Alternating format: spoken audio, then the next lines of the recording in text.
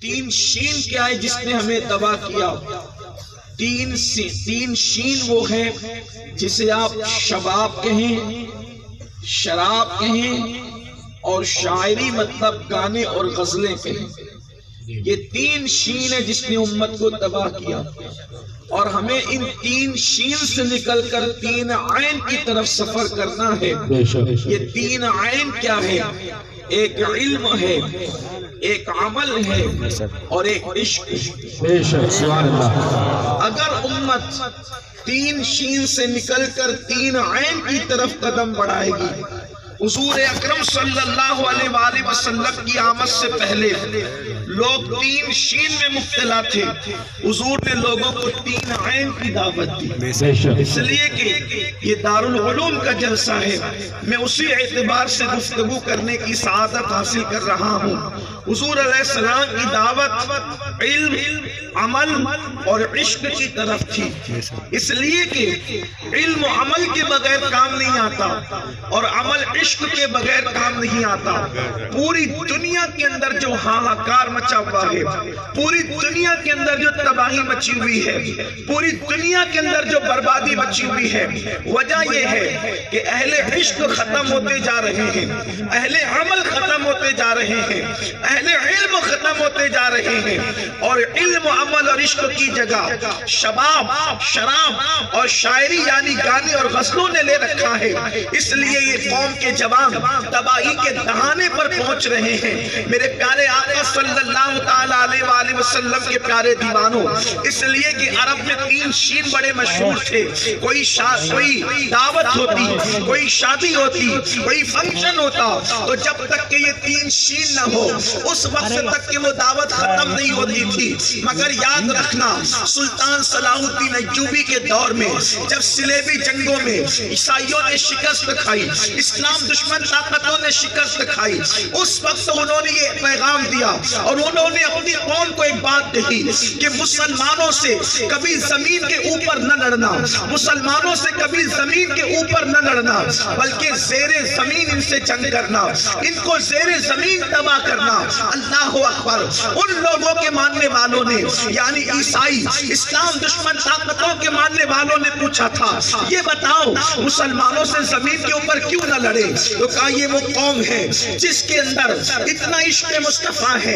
اللہ تبارک و تعالیٰ نے اتنی غیرت، اتنی حمیت، اتنی طاقت و قوت اس قوم کے اندر عطا کی ہے کہ زمین کے اوپر لڑو گے تو ان سے جیت نہیں سکتے، زمین کے اندر ان سے جنگ کرو، زیر زمین ان سے لڑو۔ اللہ اکبر! اس قوم کو شباب میں مبتلا کر دو، اس قوم کو شراب میں مبتلا کر دو۔ جب اس قوم کو شراب اور شباب کے اندر اور گانے غزلوں میں مبتلا کر دو گے تو درجنوں تلوار کی ضربیں ان کو اتنا نقصان نہیں پہنچا سکتی، میزائلوں کے وار ان کو اتنا نقصان نہیں پہنچا سکتے جتنا ان لوگوں کو جو ہے وہ شراب اور شباب نقصان پہنچائے گا۔ اس لیے کہ جب کوئی جوان شراب و شباب میں مبتلا ہوگا پھر وہ علم کی طرف سفر کیسے کرے گا، وہ علم کی طرف کس طریقے سے پیش قدمی کرے گا؟ آپ دیکھیں تو صحیح، آج باضابطہ طور پر کالجوں کے اندر، یونیورسٹیوں کے اندر اسلام دشمن طاقتیں پیسے دے کر کے اپنے بچے اور بچیوں کو وہاں داخلہ کرواتے ہیں۔ بہت سارے لوگ اس مشن کے تحت وہاں پر داخلہ کرتے ہیں، اس لیے کہ باضابطہ طور پر ایک مشنری ہے، ایک مشن کے تحت کام ہو رہا ہے کہ مسلمانوں کے بچوں کو پڑھنے نہ دو، مسلمانوں کے بچوں کو تعلیم حاصل نہ کرنے دو۔ یونیورسٹی میں مسلمانوں کے بچے پہنچ جائیں تو لڑکیاں ان سے دوستی کریں اور ان کو اپنے محبت کا جھانسا دے کر کے ان کو پڑھنے سے روکیں، اور اگر وہ لڑکی سے دوستی نہیں کرتے تو لڑکے ان سے دوستی کریں، ان کو نشے میں مبتلا کریں، ان کو زنا میں مبتلا کریں، ان کو آوارگی میں مبتلا کریں۔ آخر کیا بات ہے؟ سب کے بچوں کو پڑھنے دیا جا رہا ہے، مسلمانوں کے بچوں کو کیوں پڑھنے نہیں دیا جاتا؟ اس کی وجہ یہ ہے انہیں تمہارے ٹیلنٹ سے خطرہ ہے، انہیں تمہاری صلاحیتوں سے خطرہ ہے، انہیں پتا ہے جب تک مسلمان کرتے تھے دنیا کے سب سے بڑے سائنسداں اگر کسی قوم میں تھے تو قوم مسلم پڑھتے تھے، سب سے بڑے بڑے جج ماہر جج اگر کسی قوم میں تھے تو مسلمانوں میں تھے۔ اللہ اکبر، سب سے بڑے بڑے ماہرین معاشیات اگر کسی قوم میں تھے تو مسلمانوں میں تھے۔ اللہ نے مسلمانوں کو مصطفیٰ جان رحمت کی نسبت کی وجہ سے وہ صلاحیت دی ہے، وہ ٹیلنٹ عطا فرمایا ہے کہ کسی اور قوم کے پاس نہیں ہے، اس لیے انہیں ہماری صلاحیتوں سے تکلیف ہے۔ اب ہماری صلاحیتوں کو کیسے تباہ کریں؟ تو شباب کے اندر، شراب کے اندر۔ اور میری قوم کے جوان کتنے سادہ ہیں، کتنے بھولے ہیں، انہیں بھولا کہوں یا انہیں راستہ بھولا ہوا کہوں؟ اللہ اکبر، کس نام سے یاد کروں کہ کبھی شراب کی طرف چلے جاتے ہیں، کبھی شباب کی طرف چلے جاتے ہیں۔ یاد رکھنا میری قوم کے جوانوں، اللہ نے آپ کو بہت بڑی ذمہ داری کے لیے پیدا کیا ہے۔ آپ کی بیداری پوری قوم کی بیداری ہوگی، آپ کا صحیح راستے کا انتخاب پوری قوم کی ترقی کا ضامن بنے گا۔ آپ کا راستہ بھٹک جانا پوری قوم کو بھیک مانگنے پہ مجبور کرے گا۔ جوان کسی قوم کا سرمایہ ہوتا ہے۔ آپ شراب کے لیے نہیں ہو، آپ نشے کے لیے نہیں ہو، آپ لڑکیوں سے ناجائز تعلقات کے لیے نہیں ہو، آپ چوری کے لیے نہیں ہو، آپ ڈکیتی کے لیے نہیں ہو، آپ بڑے عظیم مشن کے لیے پیدا کیے گئے ہو۔ مصطفیٰ جان رحمت کی تقدس کے پیغام کو گھر گھر پہنچانے کے لیے اللہ نے تمہیں پیدا کیا ہے۔ اپنی ذمہ داری کا احساس کرو۔ دنیا میں کیوں آئے ہو؟ اگر تم نشے میں ڈوب جاؤ گے تو تمہاری بیٹیوں کی آبرو نیلام کر دی جائے گی، تمہاری بیٹیاں فوجوں میں بیچی جائے گی، تمہاری بچیوں کی آبرو فروخت ہوگی۔ اس لیے کہ جو خود نشے میں پڑا رہے گا، جو خود شباب میں ڈوبا رہے گا، وہ کسی کے پیروں میں زنجیر کیسے ڈال سکتا ہے، وہ کسی کے پیروں میں بیڑیاں کیسے ڈال سکتا ہے؟ میرے آقا صلی اللہ علیہ وسلم کے دیوانوں، آئیے میں 3 شین پر پہلے گفتگو کر لوں، اور اگر وقت ہوگا تو پھر ہم 3 عین کی طرف چلیں گے، یا پھر دونوں کو ساتھ ساتھ لے کر کے چلیں گے۔ لیکن میری گفتگو کو توجہ سے سننا۔ بادہ کھیڑی والوں اور گرد نواز سے آنے والوں، میں تمہیں سلام کرتا ہوں کہ اتنی سخت سردی میں بھی کھلے آسمان کے نیچے آپ بہت سکون سے بیٹھے ہوئے ہو کہ میری سنی قوم کا وطیرہ ہے۔ اگر چلچلاتی دھوپ ہے تو یہ دھوپ کی شدت بھی اپنے نبی کے لیے برداشت کرتے ہیں۔ اگر سردیوں کا موسم ہے تو بھی یہ سردیوں کے موسم کو اس طرح سے عشق رسول کی گرمی میں ڈھال دیتے ہیں کہ کہنے والے کہنے پہ مجبور ہو جاتے ہیں کہ دیوان گانے عشق محمد کو دیکھ کر، دیوان گانے عشق محمد کو دیکھ کر گھبرا گئی ہے گردشیں دوران کبھی کبھی، اور گردن میں ہاتھ ڈالے ہیں ماہو نجوم نے، گزرا ہے ان حدوں سے مسلمان کبھی کبھی۔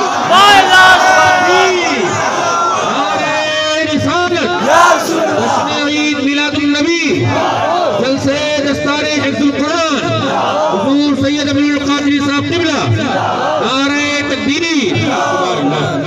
دنیا میں ایک بہت بڑا انقلاب آنے کو ہے، اور انقلاب ہمیشہ عاشقان مصطفیٰ کے ذریعے سے آتا ہے، انقلاب ہمیشہ جوانوں کے ذریعے سے آتا ہے۔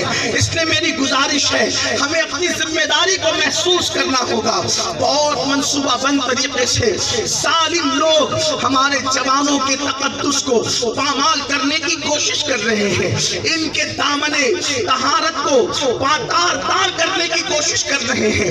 ہمیں سمجھنا ہوگا ہم کیوں آئے ہیں زمین کے اوپر۔ اگر جوان، بالخصوص مسلم جوان اگر بیدار ہو جائے تو وہ تاریخ جو ہے، اللہ اکبر، تاریخ صاف بن جاتا ہے۔ میرے آقا علیہ السلام کے پیارے دیوانوں، حضرت جگر مراد آبادی نے کہا تھا کہ ہم لوگ جو ہے وہ میکدہ بردوش ہیں، ہم لوگ میکدہ سجانے والے لوگ ہیں، ہم لوگ صرف میں پینے والے نہیں بلکہ میکدہ سجانے والے لوگ ہیں۔ مسلم جوانوں کو بیدار ہونے کی ضرورت ہے، خوابیدہ جو ہے وہ سبھی شبستانوں سے نکلنے کی ضرورت ہے۔ آؤ، کب تک اونگتے رہو گے؟ آؤ، کب تک کھابے خرگوش میں رہو گے؟ آؤ، کب تک سوتے رہو گے؟ ایک مسلم جوان کا کردار ادا کرو، نامردوں کا کردار نہیں، ایک مسلم جوان کا کردار ادا کرو۔ ایک مسلم جوان کیا ہوتا ہے؟ اقبال کی فکر پہ طرز پہ آپ کو بتاؤں، اقبال کہتے ہیں نہیں تیرا نشے من قصر سلطانی کے گنبد پر، نہیں تیرا نشیمن قصر سلطانی کے گنبد پر، تو شاہین ہے بسیرا کر پہاڑوں کی چٹانوں میں، عقابی روح جب بیدار ہوتی ہے جوانوں میں، نظر آتی ہے ان کو اپنی منزل آسمانوں میں۔ تم کوے نہیں ہو، تم چیل نہیں ہو، تم طوطے نہیں ہو، تم عقاب و عقاب، تم شاہین و شاہین۔ یہ شاہین کیا ہوتا ہے، یہ باز کیا ہوتا ہے؟ مجھے باز سے اس وقت سے محبت ہو گئی ہے، مجھے عقاب سے اس وقت سے محبت ہو گئی ہے جب سے میں نے میرے مرشد کا یہ شعر پڑھا۔ میرے مرشد کہتے ہیں انا الغازی واشہد کل شیخ، کہ میں تمام ولیوں کی کائنات کا باز اشہب ہوں۔ میں نے کہا باز میں کوئی تو فضیلت ہے کہ غوث پاک اپنے آپ کو باز اشہب ہے۔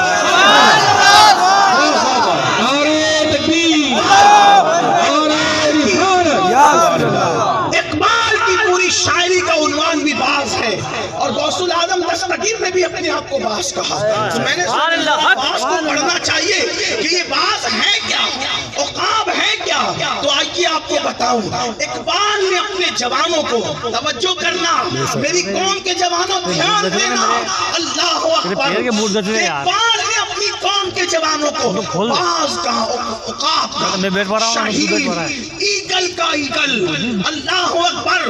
یہ عقاب کیا ہوتا ہے، یہ باز کیا ہوتا ہے؟ تم شاہین و شاہین، کوا نہیں ہو، تم کوے بنے ہو۔ کوا اپنی چوچ گندگی میں ڈالتا ہے، کوا غلاظت کھاتا ہے، کوا گندگی کے ڈھیر پہ مردار کھاتا ہے، لیکن عقاب کیا ہوتا ہے؟ عقاب جانور پرندہ ہو کر بھی پرندوں کی دنیا کا بادشاہ ہے، وہ پرندوں کی دنیا کا تاجدار ہے، وہ پرندوں کی دنیا کا راجہ ہے، وہ پرندوں کی دنیا کا شہنشاہ ہے۔ وہ اتنا باغیرت ہوتا ہے کہ وہ بھوکا رہتا ہے، بھوکا رہنا پسند کرتا ہے، لیکن وہ کسی کا کیا ہوا شکار بھی کبھی نہیں کھاتا۔ عقاب کبھی کسی کا شکار کیا ہوا شکار نہیں کھاتا۔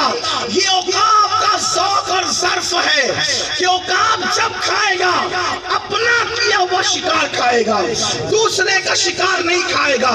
اقبال بتا رہے نہیں تیرا نشیمن قصر سلطانی کے گنبد پر، تو راتوں کو فلمیں دیکھنے کے لیے نہیں، تو عقاب ہے انسانی کائنات کا، تو اپنی راتوں کو مسلح پہ گزارنے والا ہے، تو راتوں کو فلموں کی گندگی میں اپنی چوچ کو نہیں ڈباتا، تو مسلح پر اپنی راتوں کو گزارنے والا ہے، تو راتوں کو فلموں کے اندر زنا کے مناظر نہیں دیکھتا، تو راتوں کو اللہ کے خوف سے اپنے گناہوں کو یاد کر کے روتا ہے۔ یاد رکھنا جب تک مسلمانوں کی آنکھیں اللہ کے خوف سے روتی تھی، ان آنکھوں میں اتنی چمک تھی کہ کسی ماں نے ایسا لال پیدا نہیں کیا تھا جو مسلمانوں کی آنکھوں میں آنکھیں ڈال کر کے دیکھ سکتا تھا۔ جب سے یہ آنکھیں زنا کے مناظر دیکھ رہی ہے، یہ آنکھیں جھک گئی ہے، یہ آنکھیں ذلیل ہو گئی ہے، یہ آنکھیں رسوا ہو گئی ہے۔ آؤ اپنی ذمہ داری کو محسوس کریں۔ اللہ اکبر۔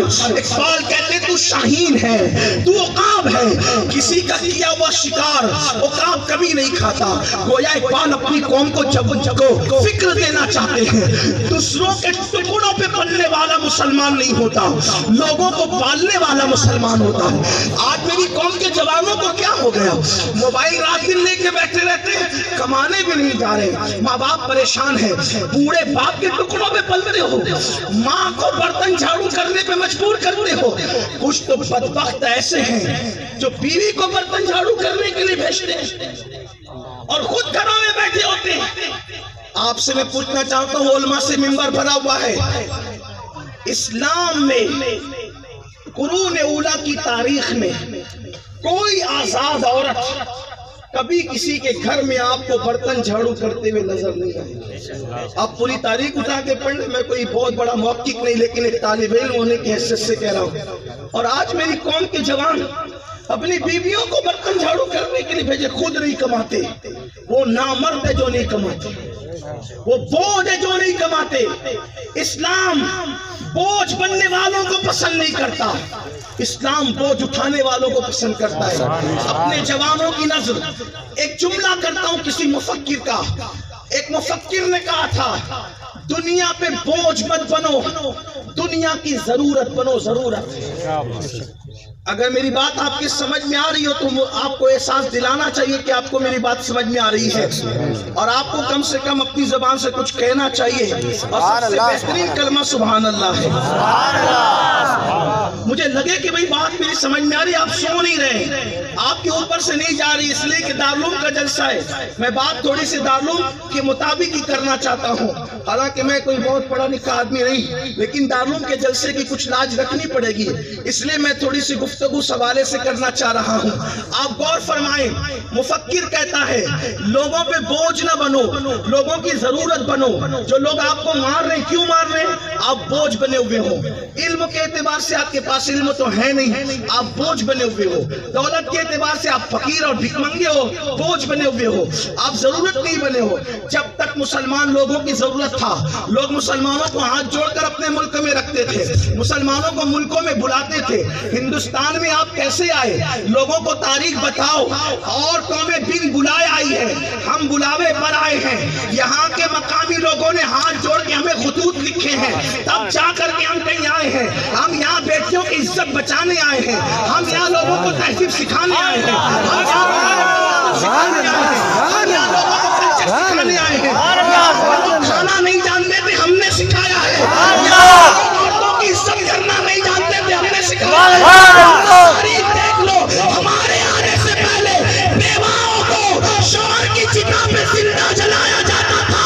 ہم آئے ہیں تو ہم نے بتایا بیوہ جلائی نہیں جاتی, تمہارا سر پہ دوپٹے ڈال کر کے سہاگ منائے.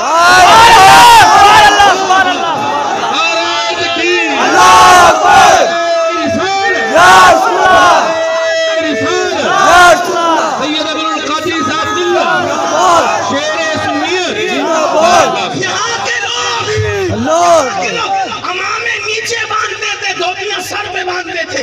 جب سے ہم آئے ہیں امامہ اوپر آیا ہے, دھوتیاں نیچے. محبت ہم نے سکھائی ہے. ورنہ تاریخ پڑھنے میں جذباتی نہیں ہوں, آپ کے سامنے میں تاریخ پیش کر رہا ہوں. واللہ یہاں کے لوگ ماں باپ کے ساتھ جو بے عزتی کرتے تھے, دیکھ لو, ایک الزام لگ جائے تو 7-7 سال تک کے بیویوں کو جنگل میں بھیجا جاتا تھا. ایک الزام کی بنیاد پہ, ایک الزام کی بنیاد پہ 7-7 سال تک بیویاں جنگل میں چھوڑ دی جاتی تھی, اور پھر وہ کسی جنگل میں, کسی آشرم میں پناہ لینے میں مجبور ہو جاتی تھی. ہم نے سکھایا بیوی پہ الزام لگے وہ جنگل میں نہیں بھیجی جائے گی. اللہ اکبر, لوگوں سے ثبوت مانگا جائے گا الزام لگانے والوں سے, وہ ثبوت دے سکیں تو پھر بھی توبہ کا دروازہ کھلا ہے, اور اگر ثبوت نہ دے سکے تب تو ان کو سزا ملنی چاہیے. یہ ہم نے لوگوں کو سکھایا ہے. اے آب آئے آب رود گنگا, وہ دن یاد تجھ کو اترا تیرے کنارے, جب کارواں ہمارا ہم نے احسان کیا ہے, اس اجڑے ہوئے ملک کو ہم نے تاج محل سے سجایا ہے. اپنے بلبلیوں سے اس کی مانگ میں سندور بھرا ہے, تہذیب اور تمدن سے اس کے چہرے پہ گازے حسن ملا ہے, اس کے چہرے پر ہم نے محبتوں کی بندیاں لگائی ہے. یہ ملک میں ہمیں بلایا گیا ہے, ہم مدعو ہیں, مدعو ہمیں دعوت دی گئی ہے, اور عزت دار لوگوں کا کام ہوتا ہے جن کو عزت سے دعوت دے کے بلایا جاتا ہے, پھر ان کو نکالنے کے منصوبے نہیں بنے. اگر ہمیں بلانا یاد ہے, اگر ہمیں آنا یاد ہے, تو آپ کو بلانا بھی یاد ہوگا. آپ کو بچانے کے لیے آئے تھے, اور الحمدللہ بچائی ہے. صرف آپ کو نہیں بچائی, تہذیب دی, تمدن دیا, کلچر دیا. لیکن بس بات اتنی ہوگی, میں کسی کو کوئی کرٹیسائز نہیں کر رہا ہوں, بس صرف تاریخ یاد دلا رہا ہوں کہ ایک دن ایسا تھا, ایک دن ایسا تھا کہ یہاں کوئی نیچ تھا, کوئی اونچ تھا. لیکن ہم نے آنے کے بعد بتایا نہ کوئی نیچ ہے نہ کوئی اونچ ہے، سب کو بنانے والا ایک ہے، سب بننے والے آدم کی اولاد ہیں، کسی کو کسی پر کوئی فضیلت نہیں ہے، نہ کالے کو گورے پہ، نہ گورے کو کالے پہ، نہ عربی کو اجمی پہ، نہ اجمی کو عربی پہ، فضیلت کا معیار بس ایک ہے، ان اکرمکم عند اللہ اتقاکم، جو اللہ سے زیادہ ڈرتا ہے وہ اللہ کے نزدیک زیادہ عزت والا ہے، معیار اللہ رب العزت کے نزدیک خدا کا خوف ہے، اللہ کی خشیت ہے۔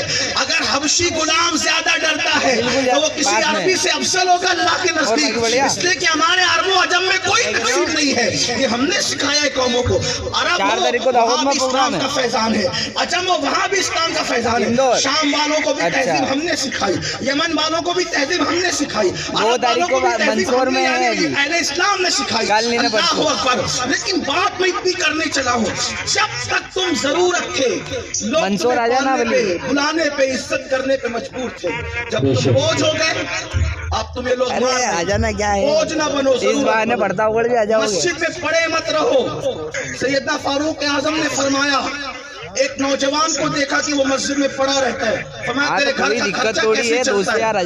تو اس نے کہا میرا بھائی ہے جو فرائض و سنتوں پہ اکتفا کرتا ہے، باقی محنت کرتا ہے، اور میں مسجد میں رات دن پڑا رہتا ہوں اللہ کی عبادت کے لیے۔ تو فاروق اعظم نے فرمایا تھا تجھ سے بہتر تیرا بھائی ہے، کیونکہ تو بوجھ بنا ہوا ہے اور وہ بوجھ اٹھانے والا ہے۔ یہ اسلام کی فکر ہے۔ کیسے؟ ایک مثال کے ذریعے سمجھاتا ہوں، توجہ کرنا۔ دیکھیے مکھی کی دو قسمیں ہیں، آپ جانتے ہیں مکھی کی دو قسمیں ہیں۔ ایک مکھی وہ ہے جو ہمارے معاشرے میں آپ کو روز روز نظر آتی ہے، روٹی پہ بیٹھی ہوئی، سالن پہ بیٹھی ہوئی، مٹھائی پہ بیٹھی ہوئی، گندگی پہ بیٹھی ہوئی، اس کو ہم صرف مکھی کہتے ہیں۔ اور ایک مکھی وہ ہے، اس کی برادری بھی وہی ہے، اس کے بھی دو پر، اس کا بھی منہ ویسا ہی کم و بیش، شکل کم و بیش ایسی ہی ہے، کلر تھوڑا سا ہلکا پھلکا ہوگا، لیکن وہ مکھی کو ہم شہد کی مکھی کہتے ہیں۔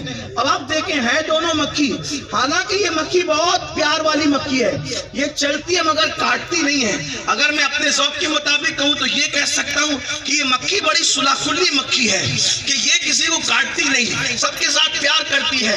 لیکن وہ مکھی جسے شہد کی مکھی کہتے ہیں، یہ بڑی دہشت گرد مکھی ہے، کاٹتی ہے تو اپنا ڈنک اس کے اندر چھوڑ دیتی ہے، سجا دیتی ہے، لال کر دیتی ہے، جلن پیدا کر دیتی ہے۔ لیکن دنیا عجیب ہے، یہ بیچاری مکھی جو بڑی چاپلوسی کر رہی ہے، پیار کر رہی ہے، سلاخلیت پر ہے، اس کو لوگ مارتے ہیں دوا ڈال ڈال کے، لیکن وہ جو شہد کی مکھی ہے اس کو فارم ڈال ڈال کے لوگ پالتے ہیں۔ دونوں میں فرق کیا ہے؟ وہ پالی جا رہی ہے فارم ڈال کے، یہ ماری جا رہی ہے، جبکہ یہ اتنا نقصان نہیں کرتی، وہ تو نقصان کرتی ہے، بہت کاٹتی ہے۔ تو آپ اگر باریک نظر سے دیکھیں گے تو پتا چلے گا یہ مکھی غلاظت پہ بیٹھتی ہے اور لوگوں پہ بوجھ اس لیے ماری جا رہی ہے، اور وہ مکھی گندگی پہ نہیں بیٹھتی، وہ پھلوں پہ بیٹھتی ہے، وہ پھولوں پہ بیٹھتی ہے، اور پھر وہ بوجھ ہے، یہ ضرورت ہے، وہ کھاتی ہے، یہ دیتی ہے، یہ شہد دیتی ہے لوگوں کو، شہد عطا کرتی ہے، جس کے بارے میں قرآن کہتا ہے شفاء للناس، کہ اس میں لوگوں کے لیے شفا ہے۔ تو یہ شہد دیتی ہے، وہ لے جاتی ہے، یہ دیتی ہے، وہ لینے والی ہے، یہ دینے والی ہے، وہ بوجھ ہے، یہ ضرورت ہے، وہ گندگی پہ بیٹھنے والی ہے اور یہ پھولوں پہ بیٹھنے والی ہے۔ پتا چلا مکھی بتا رہی ہے، اگر تم شکایت کر رہے ہو کہ لوگ تمہیں مار رہے، کاٹ رہے، ہم کہتے ہیں محلے کی مکھی نہ بن، شہد کی مکھی بن، گناہوں کی گندگی پہ بیٹھنا بند کر، عبادتوں کے پھولوں پہ بیٹھنا شروع کر، لوگوں پہ بوجھ نہ بن، لوگوں کی ضرورت بن، مارنے والے تجھے پالنے پہ مجبور ہو۔ سبحان اللہ، اپنی ذمہ داری، اور تم ضرورت کب بنو گے؟ جب تم علم حاصل کرو۔ جاہل کبھی قوم کی ضرورت نہیں بن سکتا، ان پڑھ کبھی قوم کی ضرورت نہیں بن سکتا، گوار کبھی قوم کی ضرورت نہیں بن سکتا۔ جس کو خود گفتگو کرنا نہ آئے وہ کیا قوم کی ضرورت بنے گا؟ آپ کہیں گے مولانا بہت پرانی بات ہے، جب علم والے ضرورت بنتے تھے۔ میں نے کہا نہ، کبھی پرانی بات نہیں ہو سکتی۔ کیا عبدالکلام، اے پی جے عبد عبدالکلام جو ہے، جو ہمارے ملک کے صدر جمہوریہ رہے ہیں، جنہوں نے ہمارے ملک کو اتنی طاقت عطا کی ہے، کیا وہ پرانے دور کی بات ہے؟ کیا وہ 500 سال پہلے کی بات ہے؟ ابھی وہ حال کی بات ہے۔ لوگ تعصب کے دور میں انہیں صدر جمہوریہ بنا رہے تھے۔ کیوں بنا رہے تھے؟ کیونکہ وہ قوم پہ بوجھ نہیں تھے، وہ قوم کی ضرورت تھے، وہ قوم کی ضرورت تھے۔ اور لوگ کہتے ہیں مولانا ہم کیوں پڑھیں، اپنے بچوں کو کیوں پڑھائیں؟ کیونکہ نوکریاں نہیں ملتی، ان کو انصاف نہیں ملتا۔ میں نے کہا سنو، وہ دوسرے لوگ ہیں جو نوکریوں کے لیے پڑھاتے ہیں، ہم نوکریوں کے لیے نہیں پڑھاتے، ہم اپنے بچوں کو اچھا انسان بنانے کے لیے پڑھاتے ہیں۔ اس لیے کہ جاہل کے بولنے کا لہجہ الگ ہوگا، علم والے کے بولنے کا لہجہ الگ ہوگا، جاہل کے بیٹھنے کا انداز الگ ہوگا، علم والے کے بیٹھنے کا انداز الگ ہوگا، جاہل کا انداز تجارت الگ ہوگا، علم والے کا انداز تجارت الگ ہوگا۔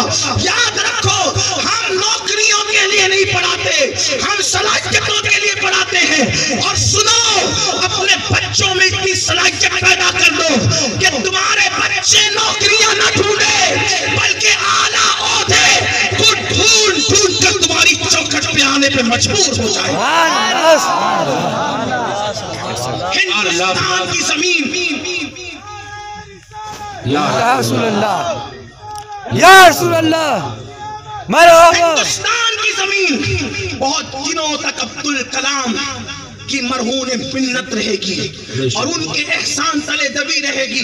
اس لیے کہ آج کوئی ملک بھی ہمیں آنکھ دکھاتا ہے، ہم فوراً ایٹمی طاقت کی بات کرتے ہیں۔ ایٹمی طاقت دیا کس نے؟ اسی کو عبدالکلام کہتے ہیں۔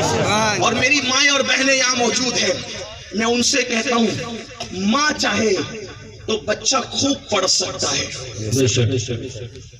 اس میں ماں کو رول ادا کرنا چاہیے۔ اس لیے کہ آج کل کے باپ کو تو بیڑی سگریٹ سے فرصت ہی نہیں، اللہ ماشاءاللہ۔ جو بہت شریف ہے ان کو دوستوں سے فرصت نہیں ہے، یا اور بہت زیادہ شریف ہے ان کو کاروبار سے فرصت نہیں ہے، بچوں کے لیے کوئی ٹائم دینے کے لیے تیار نہیں ہے۔ آپ سے میں کہنا چاہتا ہوں بچوں کو پڑھاؤ، تعلیم دو۔ میں یہ نہیں کہتا کہ صرف عالم بناؤ، عالم بناؤ تو سونے پہ سہاگا، عالم نہیں بنا سکتے تو صرف جو اسلام نے جتنے علوم کو فرض رکھا ہے اتنا علم اپنے بچوں کو سکھاؤ، اور پھر ڈاکٹر بناؤ، ٹیچر بناؤ، انجینئر بناؤ، آئی ایس بناؤ، آئی پی ایس بناؤ، سائنسداں بناؤ، ایس ایس سی اور ایچ ایس سی تک کے رخ مت جاؤ۔ یہ میرے دل کا درد ہے۔ صرف 10 سال تک کے تمام ہندوستانی مل کر اپنی پوری توجہ 3 چیزوں کی طرف کریں، ملک کا نقشہ بدل جائے گا۔ ہمیں 3 کام کرنے ہوں گے، علم والے بنو، دولت مند بنو اور دیندار بنو۔ آپ اپنے اندر یہ 3 باتوں پہ محنت کیجئے کہ آپ کو دیندار بننا ہے، آپ کو دولت مند بننا ہے اور آپ کو اہل علم بننا ہے۔ آپ اس ملک کی ضرورت بن جاؤ گے جیسے کل ضرورت تھے۔ آپ حضرات اصل میں اس لیے دولت مند نہیں بن پا رہے ہو کہ آپ کے اخراجات اتنے ہیں کہ آپ اللہ اکبر جتنا کماتے ہو اس سے زیادہ خرچ کرتے ہو۔ انٹرنیٹ پر صرف میری قوم کا ایک جوان اتنا خرچ کر رہا ہے کہ اگر وہ خرچہ بچا لیا جائے تو اس خرچ سے کسی غریب خاندان کا مہینے کا راشن آ سکتا ہے۔ یہ حالات ہیں ہمارے، ہم نے بہت بے لگامی کی ہے، ہم بہت زیادہ بے لگام ہوئے ہیں۔ یاد رکھنا یہ میں اپنے دل کے درد کے طور پہ پیش کر رہا ہوں۔ اور اگر ہندوستان کے مسلمانوں اگر تم نہیں سمجھے، تم مالدار نہیں بنے، تم اہل علم نہیں بنے، تم دیندار نہیں بنے تو بکریوں کی عزت ہوگی لیکن اس سے زیادہ بھی تمہاری عزت نہیں ہوگی۔ اقبال نے 1 صدی پہلے کہا تھا نہ سمجھو گے تو مٹ جاؤ گے۔ اے ہندی مسلمانوں تمہاری داستان تک بھی نہ ہوگی۔ داستانوں میں آپ کو ملک کی ضرورت بننا ہے جیسے فضل خیر آبادی ضرورت تھے، آپ کو ملک کی ضرورت بننا ہے جیسے کہ اللہ اکبر سیدی کافی مراد آبادی ضرورت تھے، آپ کو ملک کی ضرورت بننا ہے جیسے مجدد الفسانی ضرورت تھے، عبدالقادر دستگیر ضرورت تھے۔ آؤ عہد کریں، اپنے بچوں کو پڑھائیں گے، اگر ہمیں آدھی روٹی کھانا پڑے ہم آدھی روٹی کھائیں گے مگر اپنے بچوں کو پڑھائیں گے۔ میں اپنی ماں سے کہتا ہوں فاقہ کشی کی عادت ڈالو مگر بچوں کو اسکول میں ضرور بھیجو، اپنے بچوں کو تعلیم کے لیے ضرور بھیجو، اس لیے کہ اگر تم چند سال فاقہ کر کے اپنے بچوں کو پڑھا لو گی تمہارا بچہ دنیا اور آخرت میں آپ کے لیے نجات کا سبب بن سکتا ہے۔ تمہیں پتا ہے حضرت محبوب الہی خواجہ نظام نولیا رحمت اللہ علیہ کے والد ان کے بچپن میں وصال فرما چکے تھے، لیکن سیدی محبوب الہی کی امی نے چرخہ چلا کر کے محبوب الہی کو پڑھایا تھا، اور جب آپ نے قدوری مکمل کی تو استاد نے کہا بیٹا ہمارے یہاں کی رسم ہے کہ جب قدوری مکمل ہو جاتی ہے تو ہم لوگ دستار دیتے ہیں، تمہاری امی سے کہو کہ دستار کا انتظام کرے، ایک امامہ چاہیے اور علماء کی دعوت کرنی ہوگی۔ اللہ اکبر، محبوب الہی خواجہ نظام الدین اولیاء اپنی ماں کے پاس آتے ہیں، کہتے ہیں امی قدوری مکمل ہو گئی ہے، استاد نے کہا دستار دینی ہے، امامہ چاہیے، علماء کی دعوت کرنا ہے، تو ماں نے کہا نا بیٹا میں دستار خرید نہیں سکتی، یہ وہ دردناک لمحہ ہوتا ہے ایک بچے کے لیے جب اس کے گھر کے لوگ اس کی کسی خوشی کی تقریب کے موقع پر کوئی انتظام کرنے سے عاجز رہتے ہیں۔ اللہ اکبر، اس مقدس ماں نے کہا تھا بیٹا تمہیں معلوم ہے نا کہ ہم دستار کا انتظام نہیں کر سکتے، خرید نہیں سکتے، البتہ تیرے استاد سے کہہ دے کہ چند دن کی مہلت دے دے، میں دستار اپنے ہاتھوں سے بن لوں گی، کیونکہ ہم خریدنے کی حیثیت نہیں رکھتے اس لیے میں اپنے ہاتھوں سے بنوں گی۔ اور محبوب الہی کی امی نے ان کی دستار کو اپنے ہاتھوں سے بنا تھا۔ محبوب الہی کہتے ہیں کہ میرے گھر کا حال یہ تھا کہ میری ماں جب ہم بھوکے رہنے والے ہوتے تھے تو ماں کہتی تھی بیٹا آج ہم اللہ کے مہمان ہیں، ماں یہ نہیں کہتی تھی فاقہ کرنا ہے بلکہ کہتی تھی ہم اللہ کے مہمان ہیں، اور ہم فاقہ کرتے تھے۔ پھر اس کے بعد جب خوشحالی کے دن آئے تو میں تمنا کرتا تھا میری امی مجھے یہ کب کہے گی کہ ہم اللہ کے مہمان ہیں، کیونکہ اللہ کا مہمان بننے میں وہ لذت آتی تھی۔ تو میں ماں سے پوچھتا تھا ماں ہم اللہ کے مہمان کب بنیں گے؟